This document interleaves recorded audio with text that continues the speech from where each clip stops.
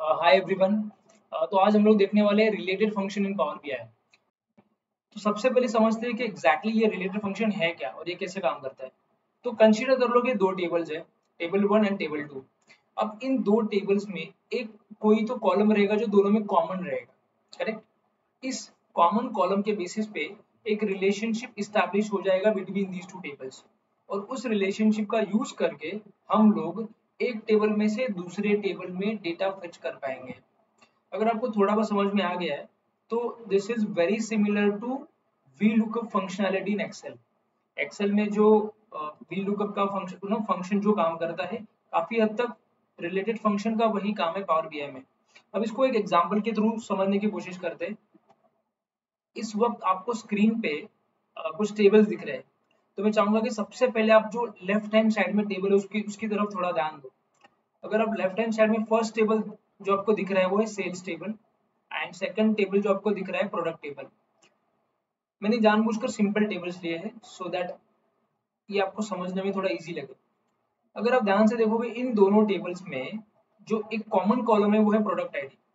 अब मुझे करना क्या है, मैं ये जो फर्स्ट कॉलम है, सपोज ये जो सेल्स टेबल का जो ये जो फर्स्ट टेबल है सेल्स टेबल वाला, अब सपोज मुझे यहाँ पे प्रोडक्ट को लेके आना है तो मुझे क्या करना पड़ेगा, ये जो टेबल 1 है यहाँ पे एक न्यू कॉलम क्रिएट करना पड़ेगा, एंड यूजिंग रिलेटेड फंक्शन में ये जो प्रोडक्ट के नेम्स है उनको मैं यहाँ पे फेच कर लूंगा। किसके बेसिस पे? Based on this common column which is called as product ID. तो आई थिंक आपको हाई लेवल पे समझ में आ गया होगा कि हम लोग रिलेटेड फंक्शन में एग्जैक्टली क्या करने वाले हैं। अब हम लोग देखेंगे कि इसको प्रैक्टिकल वे में कैसे करना है। Let's get started. तो जिन दो टेबल्स की मैं बात कर रहा था थोड़ी देर पहले, उन दोनों टेबल्स को मैंने एक एक्सेल फॉर्म में सेव करके रखा हुआ है। तो सबसे पहले इंपोर्ट डेटा फ्रॉम एक्सेल, और वो दोनों टेबल्स को हम लोग फेच कर लेते हैं।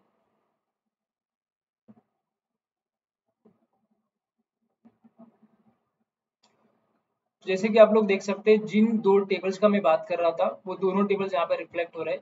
मुझे इनमें कोई एज सच चेंजेस करने की जरूरत नहीं है, तो आई क्लिक ऑन लोड।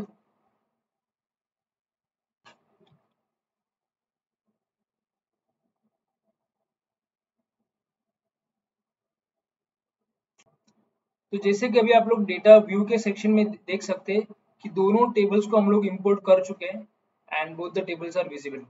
तो जैसे मैंने बोला था कि फॉर इंस्टेंस ये जो सेल्स टेबल है, यहाँ पे मुझे थर्ड कॉलम ऐड करना है जो रिफ्लेक्ट करेगा प्रोडक्ट नेम को। तो क्या करना पड़ेगा आपको, क्लिक ऑन न्यू कॉलम। इस कॉलम को हम लोग बोलेंगे प्रोडक्ट नेम। राइट।